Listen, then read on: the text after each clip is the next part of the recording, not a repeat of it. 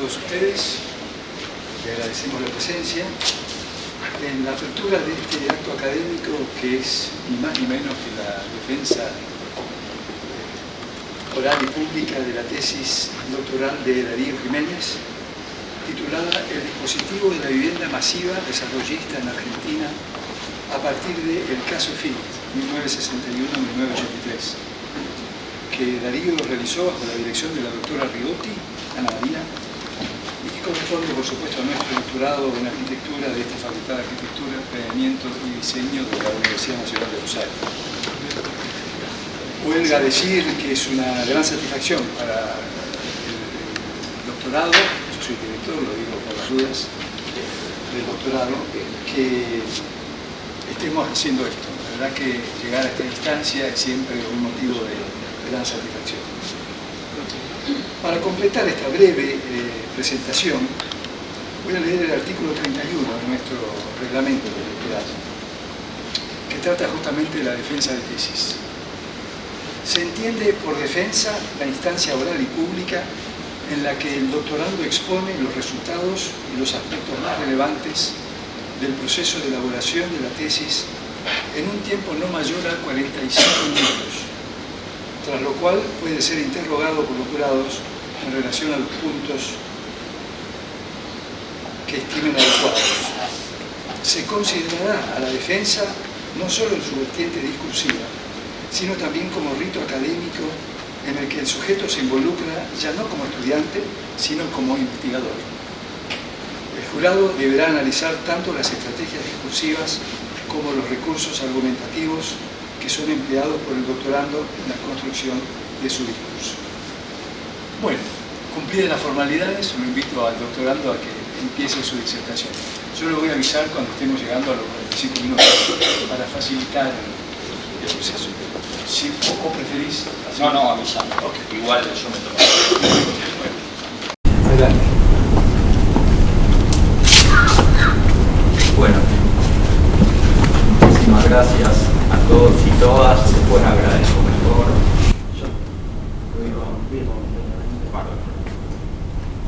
Ahora sí. Muchísimas gracias a todos y todas. Es un gusto, una alegría que estén cada uno de ustedes, los que están aquí. Voy a empezar con la tesis, después les doy un abrazo a cada uno. Héctor dio el nombre de la tesis. La tesis es una tesis en su estructura de lo más común y corriente, tiene introducción, capítulos y reflexiones finales. Si empezamos por el principio, como debe ser, tenemos que hablar de su inscripción disciplinar y temática. La disciplina es la historia de la arquitectura y yo creo que lo más bello y lo más preciso que yo podría decir en este momento es traer la figura que plantea Paul Ricoeur, en la cual si imaginamos a la cultura humana, a la vida en definitiva a lo largo del tiempo como en un constante dinamismo, movimiento, si queremos pensar en una ebullición, Ricoeur va a decir que el espacio construido, esas arquitecturas que nos interesan, que estudiamos, que analizamos, dan cuenta, como si fueran gotitas, de un tiempo que se condensa, de cada cultura que sucede en su devenir. Entendida así la historia de la arquitectura, nos parece perfectamente válido hacer una analogía entre lo que Geertz plantea como análisis de la cultura para la historia de la arquitectura, que debe ser no una ciencia experimental en busca de leyes, sino una ciencia interpretativa en busca de significaciones. ¿Cuál es el tema de esta tesis? La podemos inscribir en la historia de la vivienda y luego en la historia de la vivienda masiva, para lo cual tenemos que traer a la autora de referencia más importante de esta tesis, que es Anaïs Vallient, que cuando tiene que definir vivienda de interés social apela a una serie de expresiones, adjetivaciones similares entre sí, pero que cada una de ellas varía según el énfasis donde se ponga el problema. Y ella va a asociar el tema de lo masivo a la cuestión cuantitativa. Hasta ahí el problema cuantitativo puede ser perfectamente ahistórico. puede darse en cualquier momento del tiempo, pero Vallien aclara que se está refiriendo específicamente a una historia que va desde fines del 19 hasta los años 70 del presente y asocia la masividad con la vivienda, con la arquitectura moderna, tal cual decía Vladimiro Acosta. Para nosotros, los rasgos conceptuales de la vivienda masiva son básicamente dos.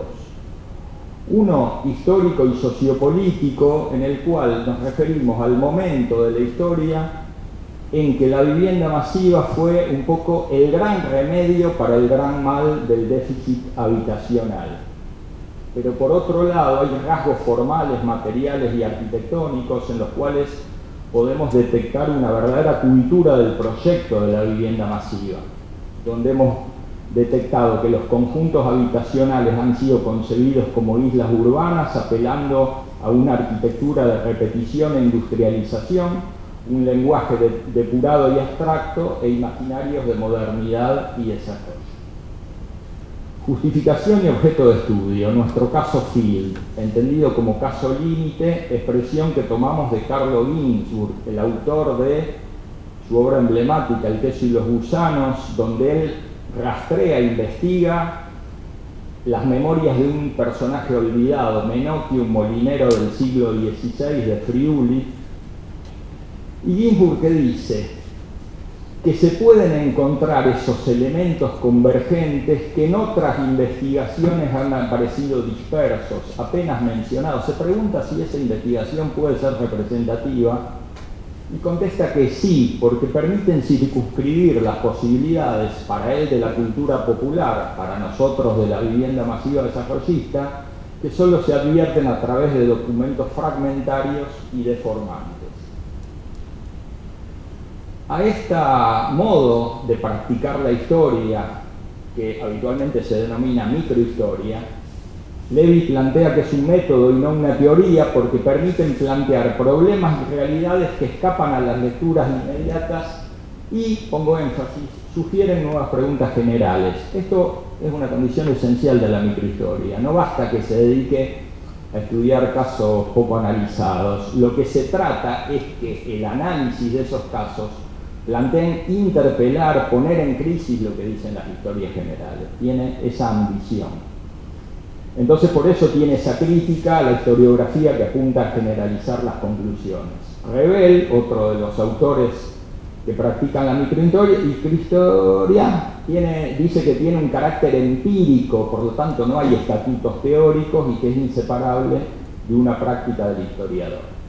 Tan perdido estaba este caso Philip, por lo menos en su integralidad a lo largo de 2 décadas, que el único párrafo, después de haberlo estudiado muchos años, que pudimos encontrar, está en este libro, que no tiene nada que ver con la historia de la arquitectura, como imaginarán, que dice que Phil, después de haber hecho 10.000 viviendas en Florida, fue autorizada en el 62 a radicarse en el país, que empezó haciendo Parque Phil, pero después resultó favorecida por la dictadura para hacer vivienda en La Matanza, en Rosario, en Salta, en Ciudad General Belgrano, y siguieron la firma después de que Correa escribió esto.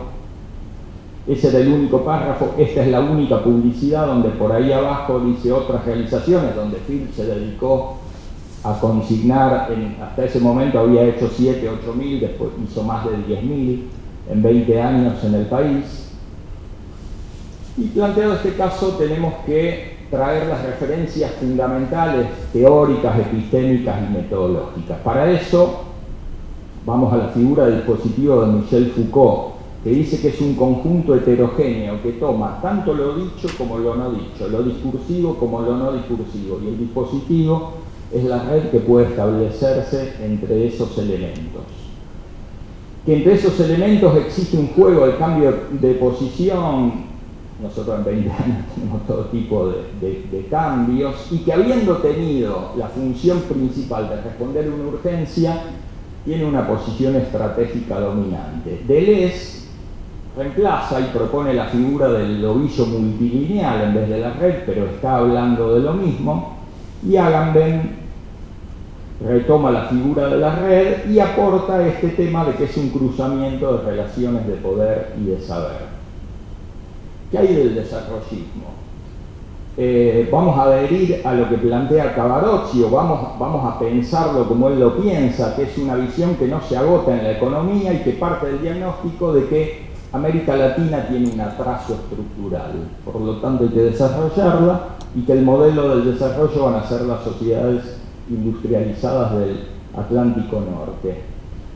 Se replantea interpretaciones que permiten entender al desarrollismo como ideología, pero en realidad Jáuregui también se confronta y dice que el grupo desarrollista argentino tuvo una actitud primordialmente pragmática. ¿Cómo vamos a sintetizar nosotros esto?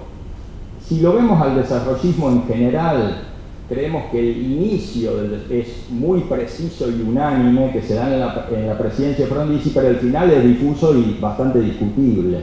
Ahora, si nosotros enfocamos en la vivienda masiva y las políticas habitacionales, vemos que durante esas 2 décadas tuvieron continuidades. Para esto también nos basamos en autores de la disciplina, como Liernur, que denomina que esas 2 décadas fueron las que el desarrollo ocupó el centro del poder. Roberto Fernández, que dice que la vivienda de interés social tuvo continuidad entre el 60 y el 75, pero después él mismo también extiende al barrio Centenario de Santa Fe y coincide con Liernur como cierre de toda esa etapa, ya promediando la dictadura, y Jusnowski, que va a periodizar el arco 55-81 como un continuo en sus claves políticas para el problema habitacional argentino. Finalmente nosotros vamos a postular a la vivienda masiva desarrollista en Argentina como un dispositivo que es el objeto teórico de la investigación. Así como es teórico, es histórico y por lo tanto tiene un inicio y un final claramente definidos. Se inició en la confluencia de intereses políticos y empresariales argentinos y estadounidenses tras el lanzamiento de la Alianza para el Progreso del presidente Kennedy. Y el final se dio con la crisis y caída de la dictadura del 76. Dentro de este caso límite hay un inicio muy potente, muy elocuente, que se da en los acontecimientos simultáneos producidos en los días 30 y 31 de enero del 62, que ya les voy a contar. Y por último, el último de los casos, Parkfield 2, expresa el final del ciclo.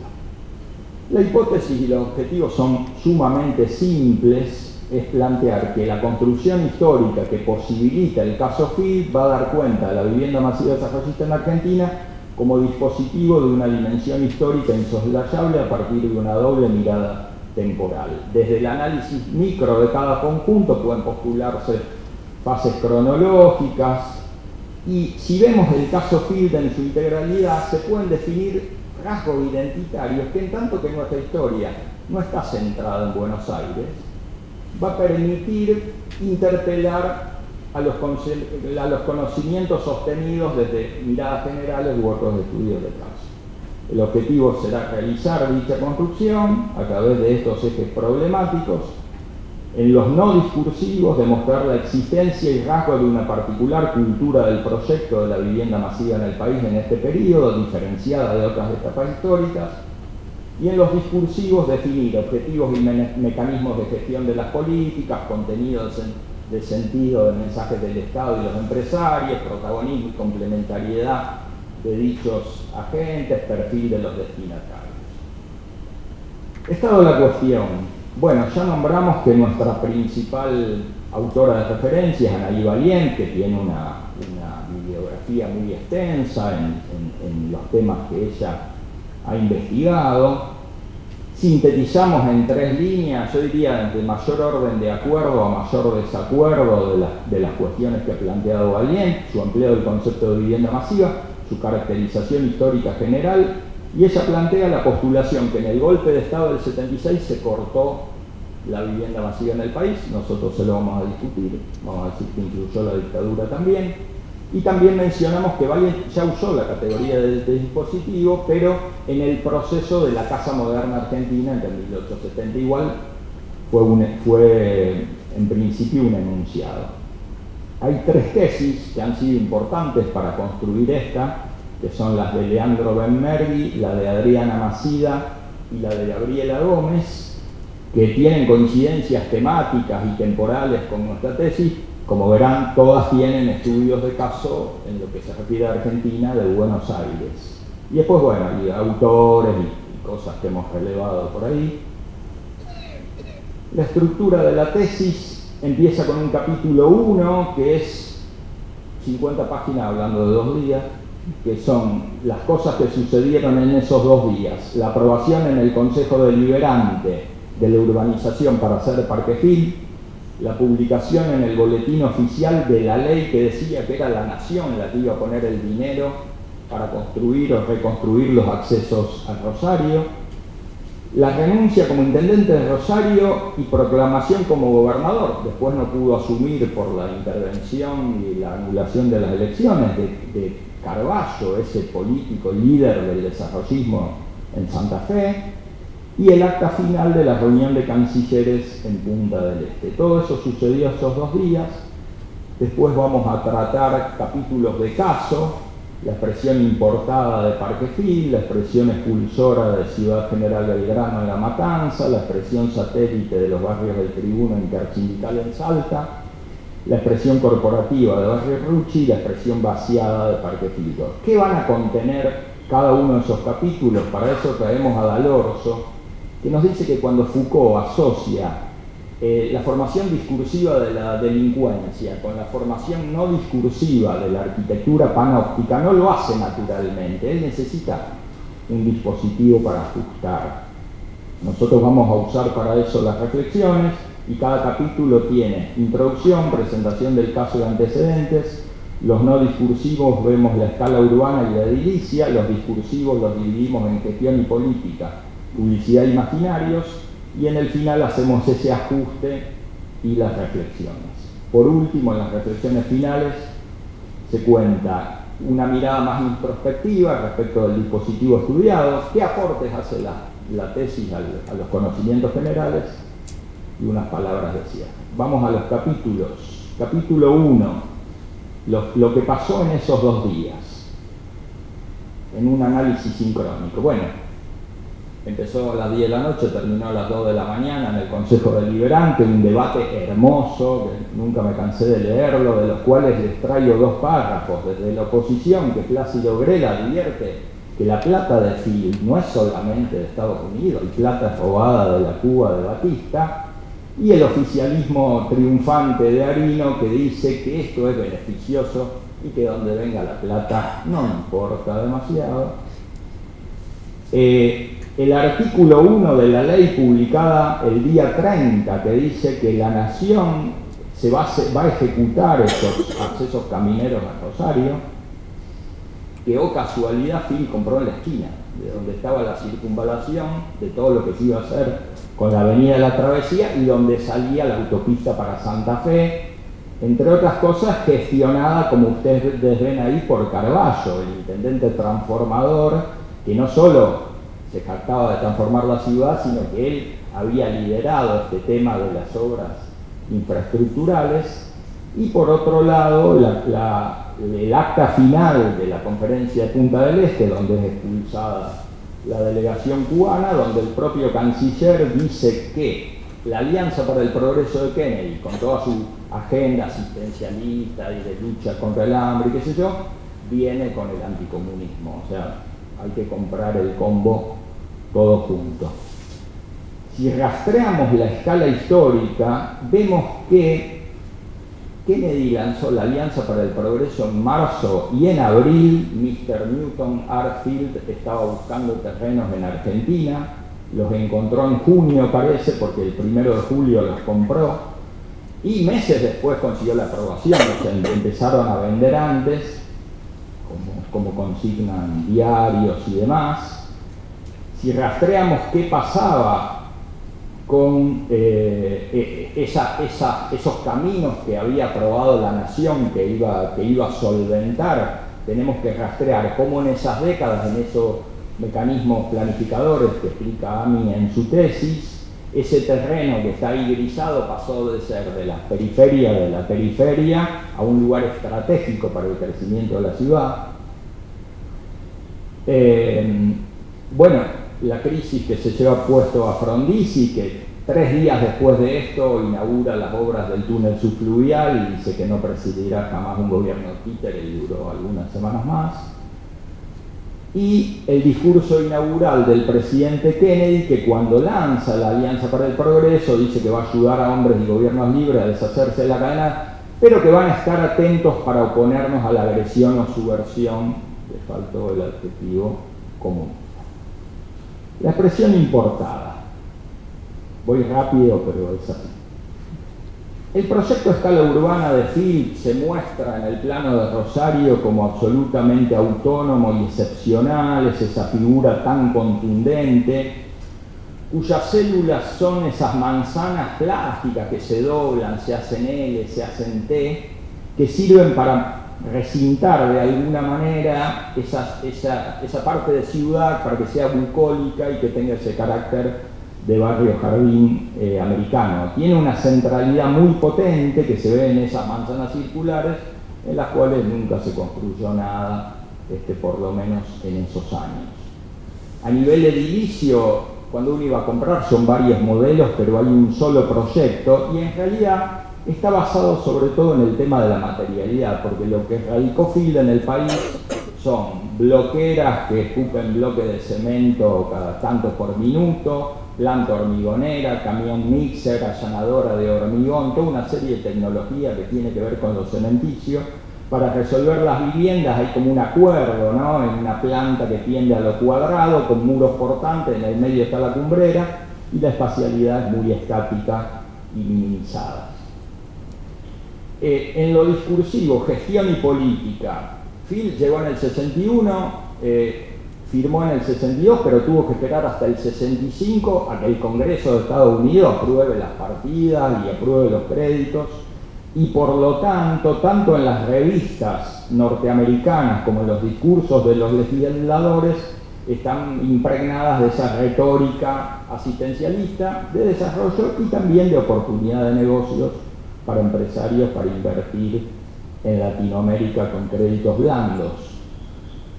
La publicidad de Parque Field ha sido muy cuantiosa y ha tenido estos mensajes de que la modernidad por fin ha llegado, el sueño de vivir en su propio parque, estando lejos y cerca de la ciudad, y vinculando siempre esta especie de excelencia técnica con autosegregación social. En definitiva, quiero esperar que se... Bueno. En síntesis, Parque Field expresa el desembarco de un desarrollo con valores de modernidad, industrialización, confort, autosegregación urbana, velocidad de construcción y accesibilidad económica. La tecnología constructiva de punta y las apelaciones simbólicas al barrio jardín se retroalimentan mutuamente en una inusual campaña publicitaria que impacta en la ciudad y el territorio como una expresión autónoma y pretendidamente autosuficiente, y la fisura que se va dando entre los objetivos productivos ligados a lo económico y la autosegregación social a lo simbólico preanuncia su crisis. De hecho, se llegó a construir creo que apenas el 60% de las viviendas proyectadas y quedaron muchos espacios libres donde vinieron otros conjuntos. La expresión expulsora de Ciudad General Belgrano. Bueno, si el proyecto urbano de Field era extraño, este lo es mucho más. Es un sistema, como ustedes van a ver ahí, de una especie de avenida central con cul-de-sacs, en los cuales las viviendas tienen cerrado el lote del fondo, pero no el del acceso, o sea que la mitad del terreno es una tierra de nadie que se supone que iba a tener un césped cortadito. Y hay una especie de centralidad también, un espacio libre para algún equipamiento que vendrá después. Las arquitecturas son modulares, que a más dormitorios, más módulos, con un sistema de tabiques portantes paralelos, una expresión arquitectónica de confrontación de líneas, planos, horizontales y verticales, la tectónica desnuda acorde a Field, o sea, como en Parque Field, los bloques de cemento a la vista solamente pintados, las aberturas ya en este caso de aluminio, y una exhibición de infraestructuras que venía muy bien, todos los caños había a la vista que por ahí vieron, lavaderos y demás, para reducir los tiempos y los rubros. Ahí están. En cuanto a la gestión de política, es una operación de expulsión centrífuga, o sea, hay habitantes no deseados en el sur de la capital de Buenos Aires, de Villa, donde hay que hacer el parque Almirante Brown, y entonces dicen, bueno, tenés plata, podés ir a Lugano, no tenés plata, te tiramos más lejos. Entonces fueron a La Matanza. Para eso se recurre a la financiación internacional del BID, y hay muchas sospechas, indicios, qué sé yo, de una connivencia entre el Estado y el empresario, que dice que Fili ganó las 9 licitaciones que implicaba la licitación. También la campaña discursiva es muy densa, condenando la informalidad, connotándola como la habitación precaria, la barbarie, el atraso, y irse a vivir a estas casas era el camino del confort, de la civilización, de poder entrar a una sociedad moderna, todo connotado también con voces de otros opositoras que tienen que ver con los movimientos revolucionarios de fines de los 60. En síntesis, Ciudad General Belgrano conjuga en sus viviendas minimización tipológica y espacial y lenguaje depurado y abstracto. En esa política erradicatoria se connota al barrio como un salto modernizador. Las resoluciones constructivas que priorizan esta velocidad y que tienen esa tectónica también están mostrando cierta acomodar las cosas para que Phil gane la licitación. Y la idea de ciudad experimental insólita contribuirá necesariamente en el tiempo, lo puede detectar cualquiera que pase por el street, en la construcción de una nueva favela de expulsados. La expresión satélite, estos son dos barrios que se gestionan juntos, dos barrios vecinos. Roberto Romero, dueño del diario más importante del noroeste, el Tribuno de Salta, y que ya se empezaba a precandidatear como gobernador de Salta para cuando venga la dictadura, que perdió las internas, compró un terreno grande para hacer la planta del diario, y los conjuntos son dos para ampliar la capacidad crediticia. Entonces, uno es el propio del diario y el otro es de una comisión intersindical.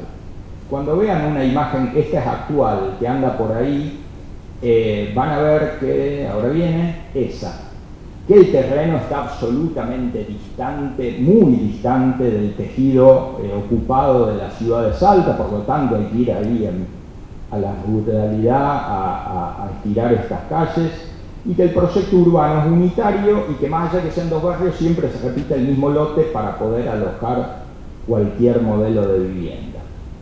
Pero sí, dados que hay dos barrios, hay dos proyectos de lenguaje, dos criterios de la espacialidad urbana, donde las viviendas del Tribuno son más o menos lo que estábamos acostumbrados a ver en La Matanza, pero las viviendas de la intersindical incorporan el techo inclinado, revestido en tejas, que es como un contrasentido en acelerar los tiempos, pero bueno, evidentemente los muchachos lo habían pedido. La manzana tiende a cerrarse en una solución más acorde a las tradiciones de un lugar como Salta. La gestión y política está dominada por este gestor todoterreno que es Roberto Romero.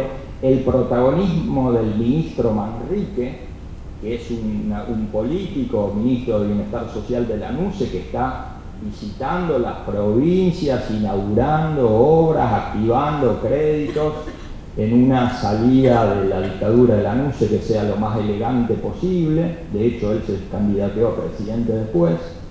Y a sindicatos que a inicios de los 70 están con un poder en claro ascenso. Los discursos van por los dos lados. Mientras el Tribuno te dice que la vivienda es moderna, veloz y eficiente, los sindicatos dicen que la vivienda es digna, es el derecho del trabajador y ha sido logrado gracias al esfuerzo y la unidad de los dirigentes sindicales. En síntesis, el Tribuno intersindical tuvieron un gestor principalísimo, Roberto Romero, que fue concentrando poder desde su actuación en los medios del empresariado y la política provincial. El desarrollo orgullosa y patéticamente, diría yo, denominado Ciudad Satélite, fue negociado con un articulador Estado Nacional y buena parte del gremialismo provincial, y este gesto, que es unitario, contuvo a dos barrios diferenciados.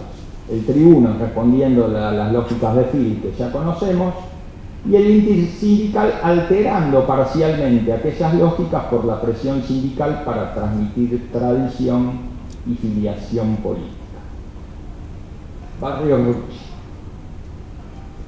Claro, Barrio Rucci se encuentra con que hay un terreno libre, está Manrique ofreciendo la posibilidad de hacer los barrios y el Manzanero me queda medio a contramano, pero no importa, los bloques se meten más o menos a presión, lo que genera una especie de doble trama de calles paralelas asfaltadas y una espacialidad también transversal que se puede ir atravesando, los bloques quedan como en un suelo muy abierto, y lo que sí hay en este barrio, a diferencia de los otros, es un equipamiento muy importante que se va construyendo con el barrio, 3 escuelas, la capilla donde está el Padre Ignacio, centro de salud, etcétera, la CGT contrata todo junto.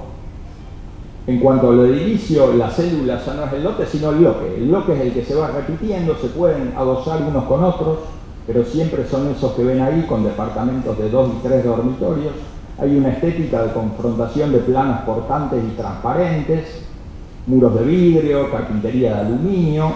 Hay una holgura en los departamentos, son claramente los más espaciosos de la serie, y tiene esa tectónica expresiva que conocemos de los bloques de cemento, la carpintería de aluminio, etc.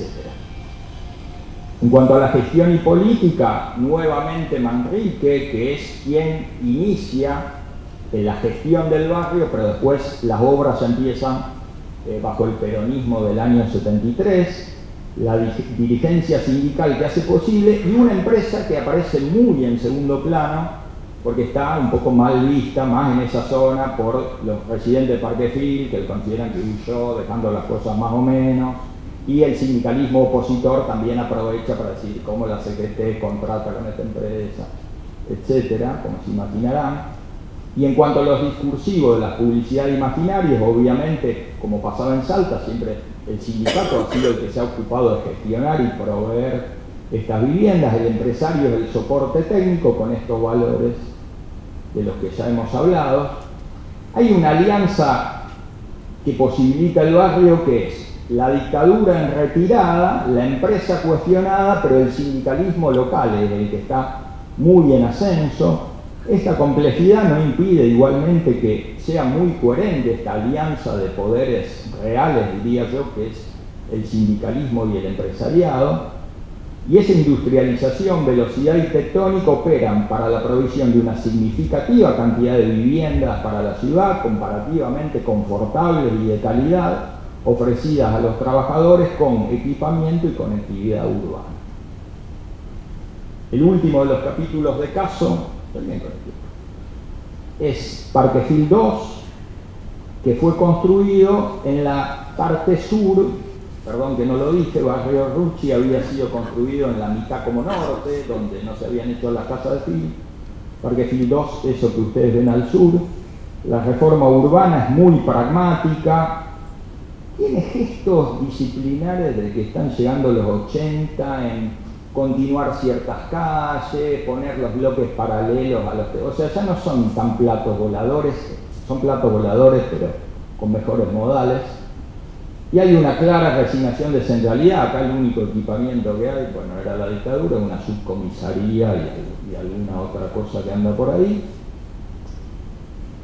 Claro, el empobrecimiento material, no hay más bloque, hay ladrillo hueco revocado, no hay más abertura de aluminio, hay abertura de chapa, eso chilla rápido, no hay más caja de escalera vidriada como había en Rucci. Lo que sí hay es una amplitud programática, hay departamentos que van de 1 a 4 dormitorios, en operaciones proyectuales medio discutibles, y bueno, esa pobreza de no cambiar el departamento de planta baja y que te asomes al balcón en el nivel del césped. La dictadura, a partir del año 77, aparece reformando la ley de Fonavi, activando las políticas habitacionales, quizás como un contramensaje al temido descongelamiento de alquileres, que lo venía anunciando los alquileres, y la dictadura había dicho que los iba a descongelar y los descongeló. Y bueno, el oportunismo empresarial que siempre está atento a participar en cualquier licitación.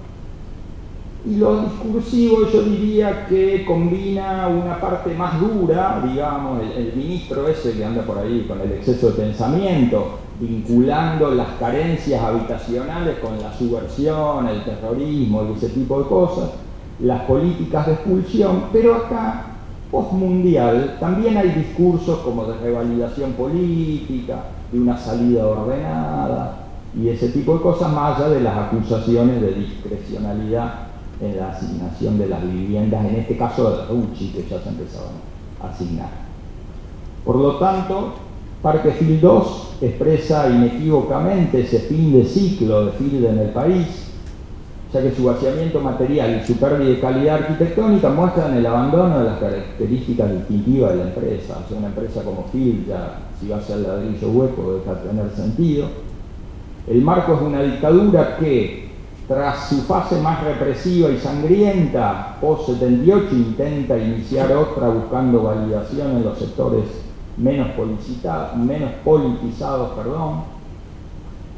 y el vaciamiento, esa especie de silencio constructivo y expresivo, creemos que está como en sintonía, acorde con el mutismo de parte de aquella sociedad reprimida y o autorreprimida.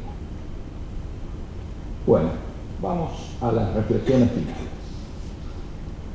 Hay un grupo de reflexiones en las que se apunta más a observar los conjuntos que hemos estudiado, y entonces diremos que el caso Field es representativo de ese dispositivo de la vivienda masiva desarrollista en Argentina como un objeto histórico que presenta, como dijimos, tanto un inicio como un final claramente definido.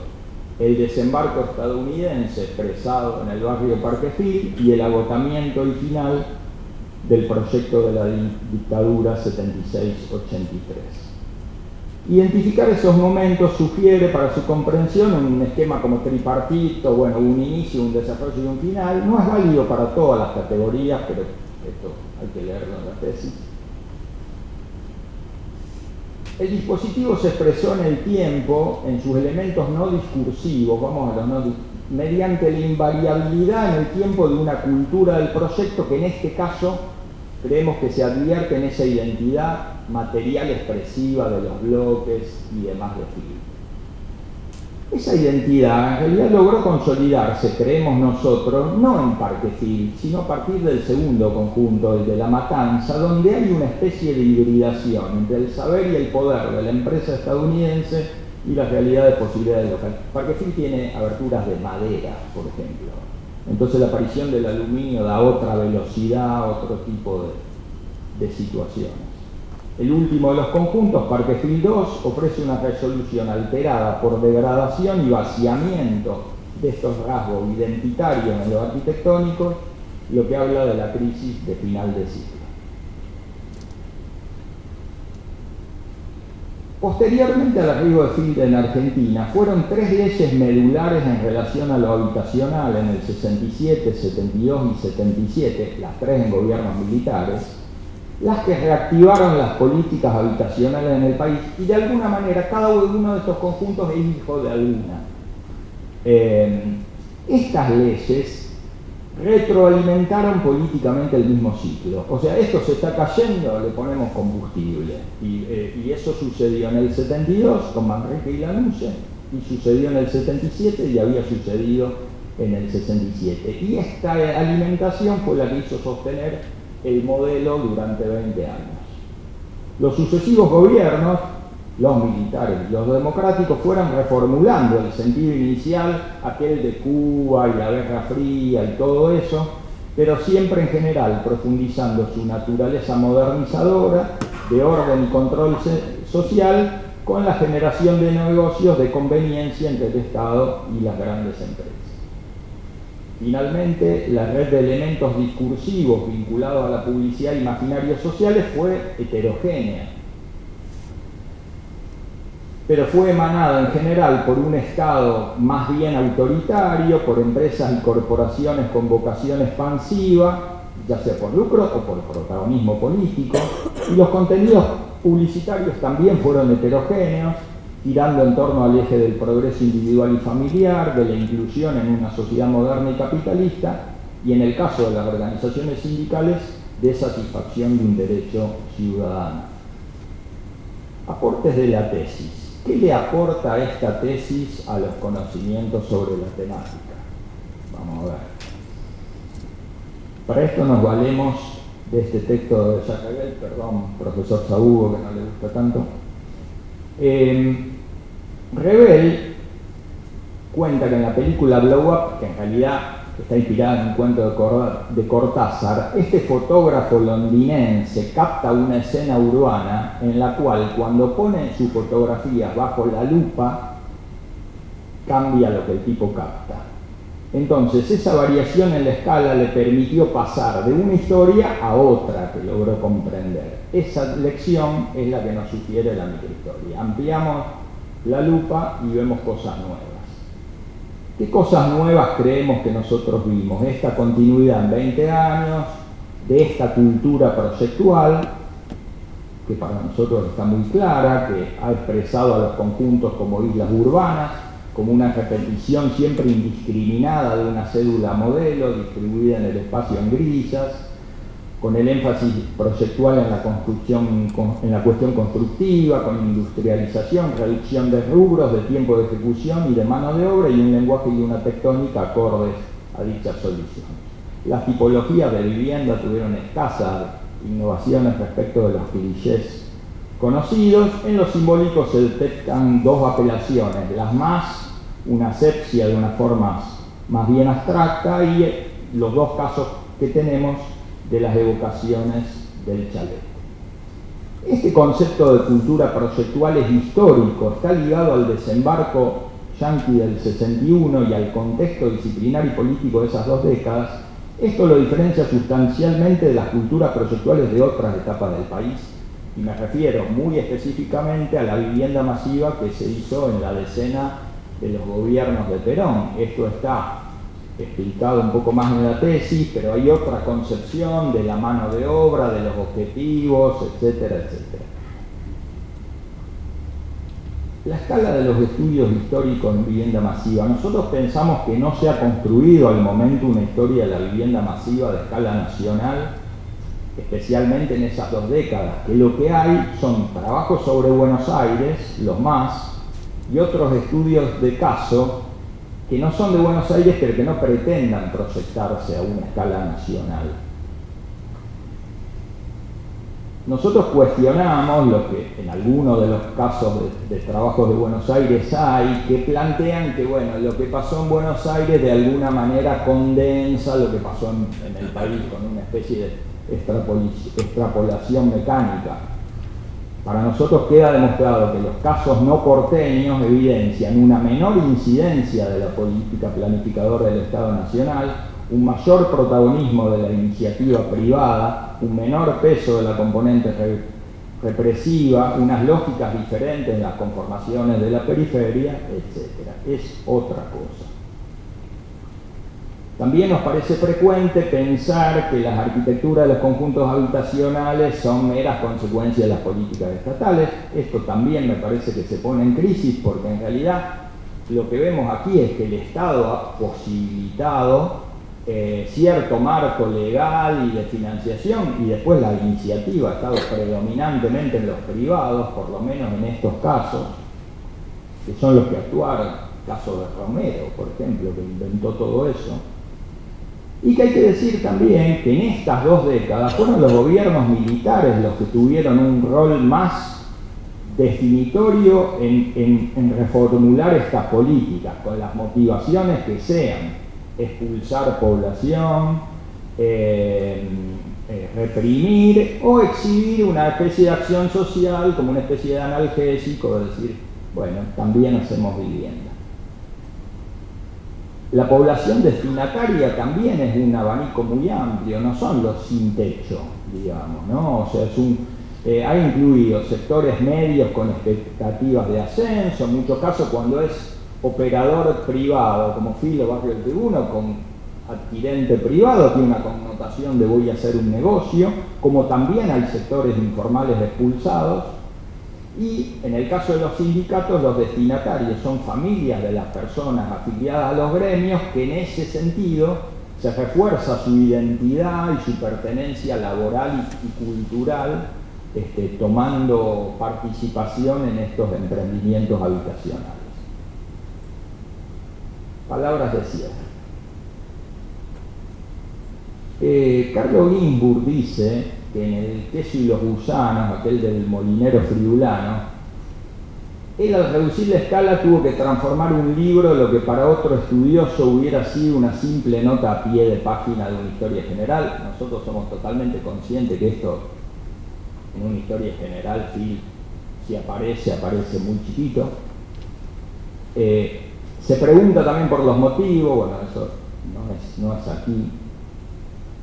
Sí, haciendo una mirada atrás encontramos en las cajas cosas como estas, ¿no? O sea, fotocopias del plano del siglo pasado donde el teléfono no tenía 4 todavía y nosotros estábamos como impactados por ese proyecto tan unitario, con esa centralidad, esas manzanas alargadas que se doblan, pero que no entendíamos cómo había mitades tan diferentes. ¿Cómo puede ser que este Parque Gil de un lado, Barrio Rucci del otro? Todo esto empezó cuando cursábamos 5º año y nos tocó hacer un proyecto urbano allí.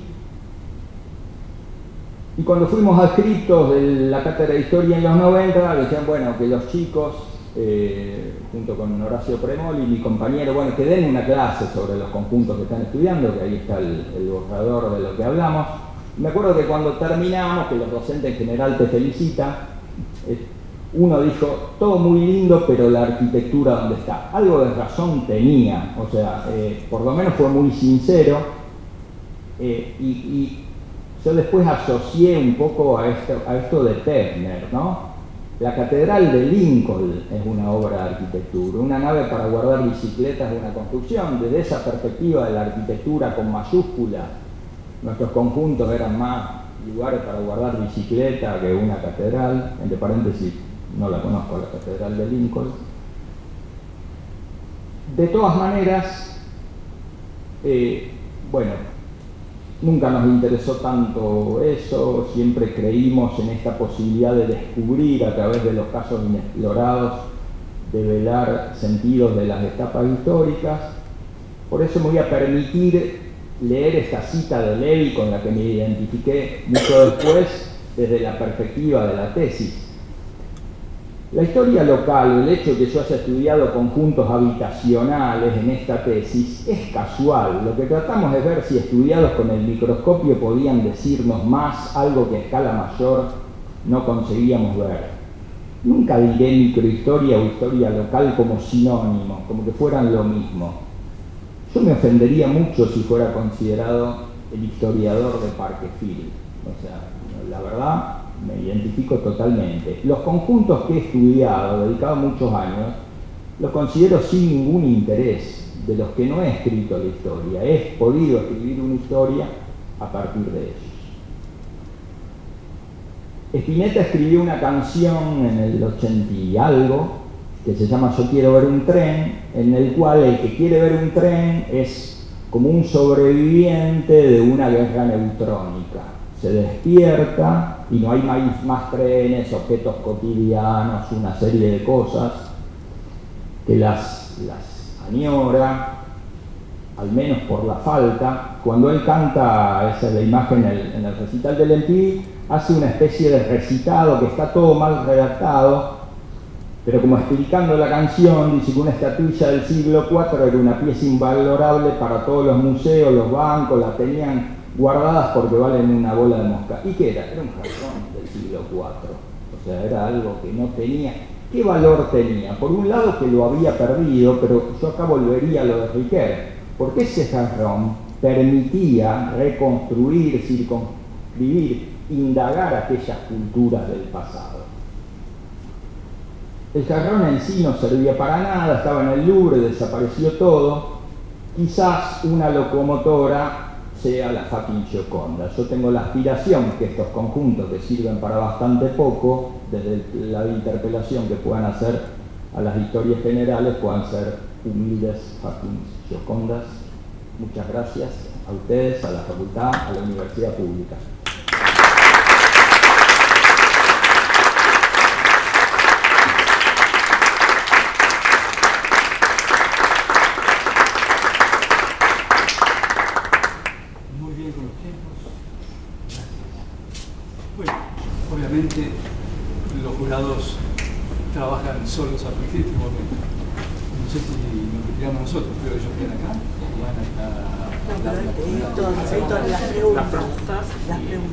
Perdón. Las preguntas Sí. y después... No, estaba anticipándome de eso, que lo van a ir a personas. Sí. Después sí. Sí. Este es el momento del intercambio con... Bueno, a ver, Darío, acordamos ya previamente un orden que va a ser así, de derecha a izquierda. Vamos a preguntarte primero yo, después Mario y después Jimena. Y también nos parece más cómodo que en todo caso te hacemos todas las preguntas y después vos podés elaborar las respuestas porque posiblemente te preguntemos cosas que se encadenen, no sé, de alguna manera se puede hacer. Yo te voy a hacer una sola, pensando, digamos, hay varias cosas digamos, varias de las cosas que ya plantean en la tesis están como muy claras, que no requieren mayor aclaración. Pero yo pensaba en una de las cosas interesantes que tiene este caso es como si fuera otra historia de un otro caso.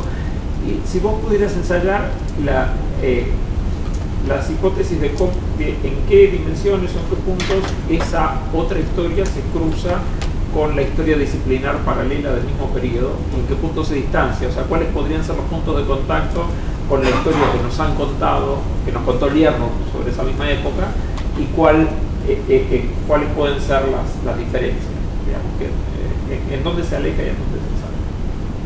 Nada más. ¿Listo? Listo. Bueno, tres cuestiones. La primera cuestión es que no termino de entender por qué, o en qué sentido se está usando el concepto de caso límite. Si vos lo remitiste, creo que a Foucault, A Ginsburg. Bueno, ¿por qué es un caso límite? ¿Y por qué no es simplemente un caso? ¿Y por qué estamos usando ahí el concepto de límite? El límite quiere decir cosas, quiere decir que no se puede ir más allá. Así que esa es, digamos, una cuestión del éxito. ¿Por qué caso límite? En segundo término, queda perdonado el doctorando por su preferencia por la película de Antonioni. No es la mía, es decir, ya le hemos dicho en el dictamen que es largamente más interesante el cuento de Cortázar que la película de Antonioni, pese a los evidentes atractivos del casting actoral y musical, incluso de la película de Antonioni. Pero Las babas del diablo tiene una profundidad diferente. Entre otras cosas porque va más allá del problema de escala de la fotografía. Pero bueno, eso es, creo que estamos a mano y no tenemos más recriminaciones mutuas al respecto. Pero ahí hay un punto muy significativo, que es el siguiente. Cuando tomamos como referencia el trabajo de Ginsburg, que a todos nos ha fascinado en algún momento, hay como una ambigüedad que recorre lo que pensamos sobre ese trabajo, que es la de un lado hablar de la microhistoria como una cuestión de escala, ¿sí? Y por eso las metáforas de microscopio, es decir, los instrumentos que permiten ver a otra escala lo que no se veía, y por otro lado está el testimonio de Menocchio. Es decir, hay una ambigüedad de la cual de alguna manera todos entramos y salimos. Y me parece que en esta tesis está claramente, digamos, fundada la idea de que es una microhistoria, una historia local, como se quiera llamar en la escala, pero no en la presencia de un Menocchio. Acá no hay claramente un Menocchio. Y yo dudaría mucho de que el mayor interés de la tesis o del trabajo de Ginsburg está en la escala, y me permitiría pensar que está más bien en Menocchio, porque Menocchio nos habla, la presencia de Menocchio nos habla de una cultura popular, ancestral, peligrosa para el Vaticano, etcétera, pero no de un problema de escala. Entonces, digo, ahí hay un problema en la tesis, que obviamente yo me estoy aquí pidiendo una contestación por sí o por no, pero me gustaría señalar. Y en tercer término, me parece que la tesis tiene un problema, que es un problema endémico en el campo disciplinario, que es la desconfianza respecto al sentido común. Y por eso yo recomendé en mi dictamen seguir el, a mi juicio, magistral trabajo de José Nun, que se llama El sentido común y la política. En gran parte de la disciplina, el sentido común es tomado como una versión ya un poco más edulcorada de lo que antiguamente se conocía como las ideologías alienadas. las ideologías que la ciencia tenía que venir a poner en su lugar, a disolver para poner en su lugar la ideología científica.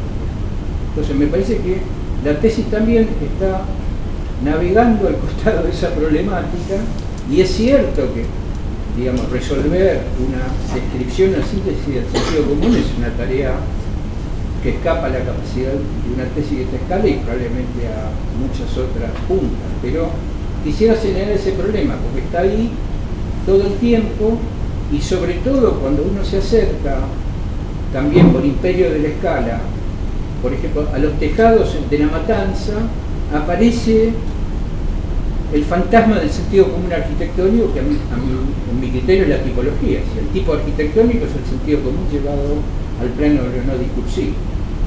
Entonces, quería señalar también este segundo asunto, ¿no? y ver cómo lo estás, digamos, sintetizando en este momento.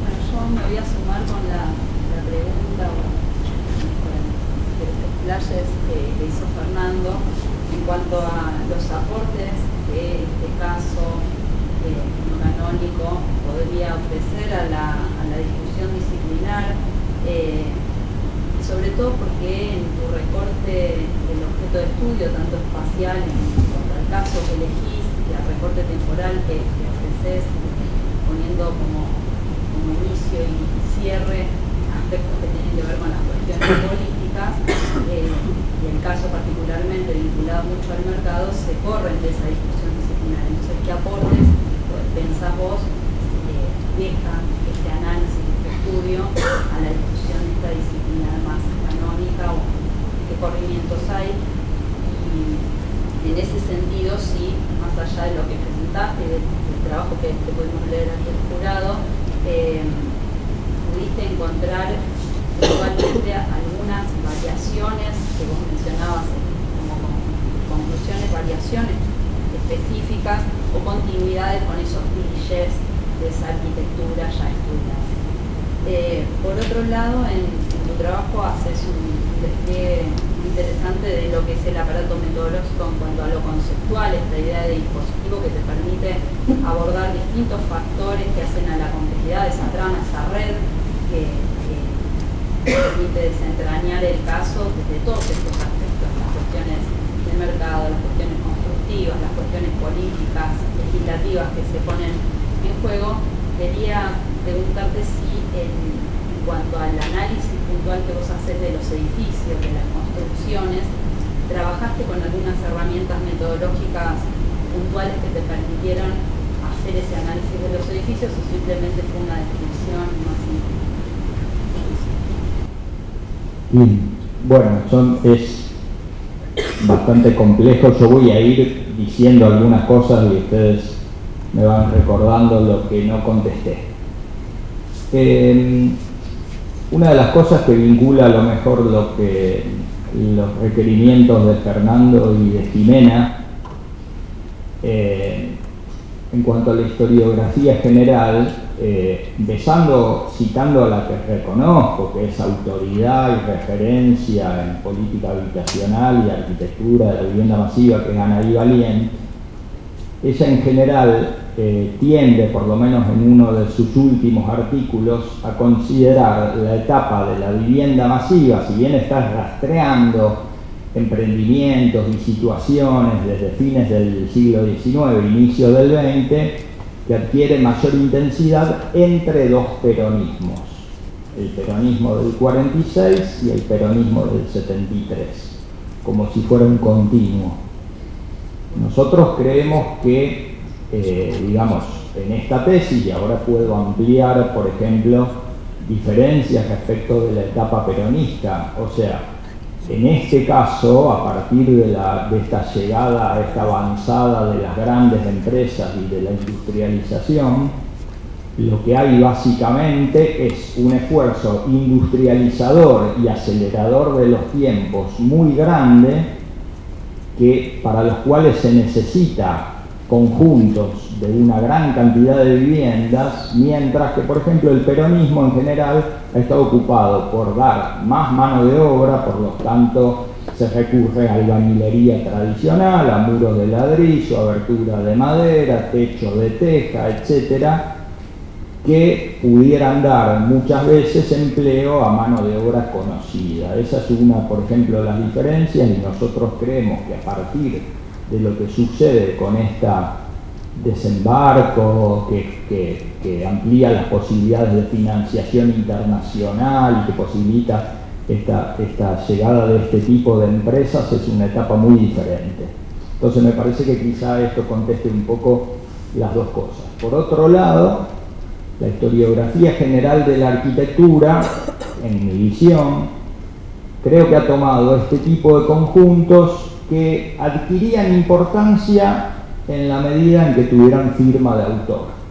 O sea, se ha estudiado en general los conjuntos que hubiera hecho el estudio Solsona, cuando los hizo Tony Díaz, cuando los hizo Staff, etc. Esos son conjuntos bastante estudiados. Estos conjuntos, que no están firmados por ningún arquitecto, por lo menos los planes municipales de Rosario están firmados por ingenieros, obviamente tenían arquitectos en su staff.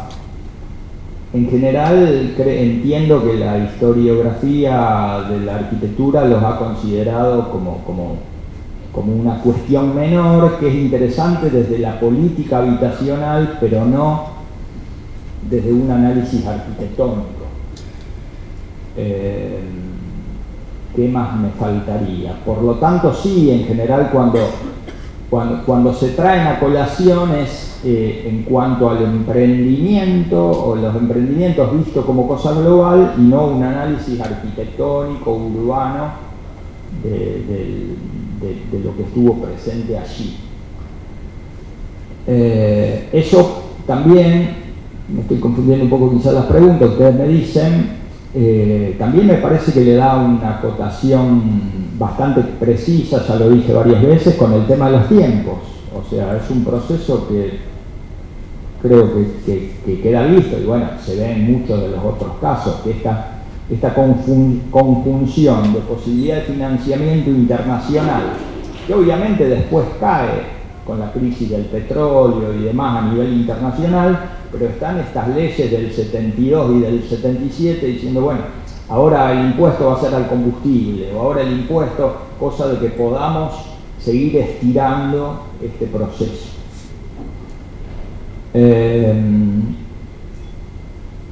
Caso límite. Caso límite yo lo empleo porque lo emplea Ginsburg para Menocchio. Ginsburg en su libro lo nombra en el prólogo y no nombra más el concepto caso límite, y en realidad lo que él se pregunta es si, más allá de profundizar en la cuestión del límite, él dice si en esta época en que las historias pueden ser seriadas y pueden adquirir una especie de rigor más basado en lo científico, si hacer una historia con el protagonismo de una persona puede ser representativa. Él usa la metáfora, dice, parece que en las épocas de los telares automáticos estemos proponiendo el tejido a mano. Pero él, cuando se contesta afirmativamente respecto de la validez, dice alguna de las citas que yo planteé ahí, que permite circunscribir la cultura popular y demás. Y además él hace una distinción entre cultura y mentalidad en ese momento, pero que plantea que en definitiva ningún individuo o ningún caso escapa o puede escapar totalmente de la cultura de su tiempo. Por lo tanto, esa historia individual puede tener validez. El caso límite, estaba buscando como motivo tu dictamen, en matemáticas, no tiene nada que ver con esto, pero es el caso donde una ley es válida para todos y a partir de ese caso deja de tener valor. Por ejemplo, no me acuerdo cómo era ahora, los números, ningún número par puede ser número primo porque es divisible por 2, salvo el 2. Por lo tanto, el 2 sería un caso límite. Yo lo que creo es que quizás yo reconozco que lo que tomo de Ginsburg es la expresión y el empleo que le doy en esta tesis es que justamente, en respuesta a la pregunta anterior, está en el límite de la historiografía canónica. Esa es mi forma de verlo. O sea, es un caso que no amerita libro de historia, en principio por cómo se ha entendido la historiografía de la arquitectura hasta el momento, y por lo tanto esa condición de que por qué lo estudiaríamos a esos conjuntos, digamos, tan repetitivos, tan esquemáticos en su arquitectura, y algunos dirían tan feos. Bueno, porque estando ahí en ese borde justamente permiten descubrir todo ese tipo de historia.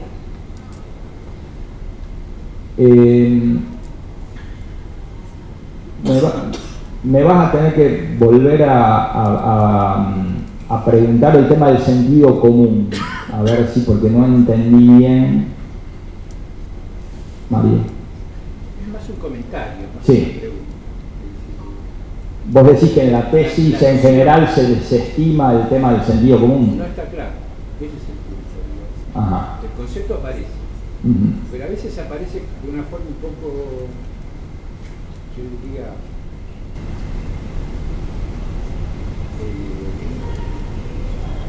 insostenible, en el sentido de decir, por ejemplo, bueno, no sé, al día siguiente se había creado un sentido común así o asá en el conjunto, creo que es en el conjunto. O en los de la dictadura, puede ser. Sí.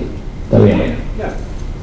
Digo, yo lo único que quiero señalar ahí es que aprovecho para señalar que esto que aparece ahí es una constante, a mi juicio, patológica de la disciplina, que está relacionada con su renuencia a ocuparse de la cultura popular o de la cultura general.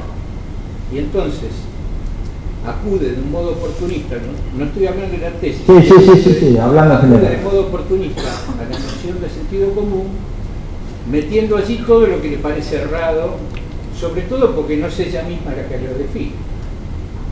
¿Se entiende? Sí, no fue la intención, pero puede ser. O sea, no le quise dar una connotación despectiva, digamos, a la cuestión del sentido común. Ya lo sé. Sí me parece que a lo mejor... Cuando yo señalo el trabajo de Null, lo que quiero decir es, ojo, Gibbs, que es uno de tus autores, yo agregaría a Hannah Arendt, dicen, el sentido común es el asunto filosóficamente más importante, y sobre el cual se funda un montón de problemas y cuestiones. Entonces, señalo esto para decir que acá aparece, y digo, es parte de una especie de cosa patológica que tiene la disciplina con el pensamiento no disciplinar, y que suele calificar como sentido común.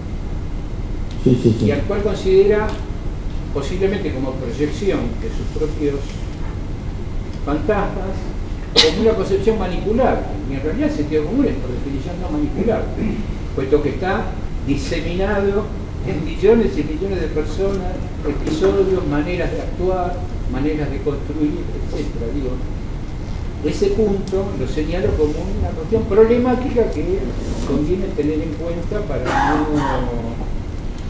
dejar pasar un asunto muy gordo que hay ahí. Ese es el... Sí, yo diría esto, o sea, a lo mejor con esta cuestión también disciplinar de emitir interpretaciones que no necesariamente connoten juicio de valor, y que uno le quiere poner condimento a las interpretaciones que pone. Cuando por ejemplo tomamos el caso del barrio intersindical de Salta, y yo digo que tiene techos inclinados y de tejas por presión de los dirigentes sindicales seguramente, y que además de ser bloques sueltos, las casas se van pegando medianera con medianera para cerrar la manzana y no tener esa situación. Quizá a alguien le puede sonar despectivo que yo planteé que es por presión, o sea, si vamos a hablar de juicio de valor, bienvenida sea esa presión, porque creo que las casas y ese barrio mejoró al cerrar la manzana. Lo que puede ser es que uno quizá por ponerle condimento a ciertas interpretaciones parece que está como decirlo, como dándole una connotación menor que no es la intención.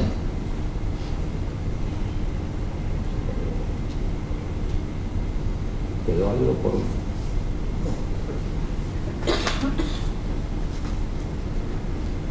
Bueno, muchísimas gracias. Ahora saludaremos la fría.